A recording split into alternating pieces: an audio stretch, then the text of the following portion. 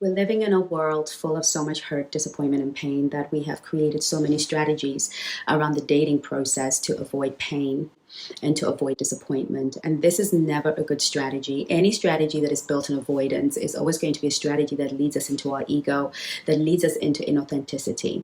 And it may feel safe for a minute, but it never produces the desired outcome. Two positions that we can take when we are dating. The first one is dating in such a way that we position the other person, make sure they don't do to us what we think they might do to us. The second way of dating is when we position ourselves to give the other person an opportunity to show us who they are.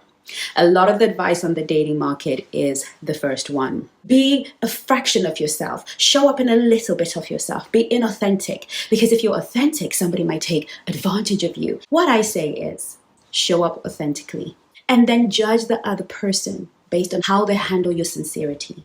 That is the more powerful way to date, because when we date the first way, we simply make room for that person to hurt us in the end.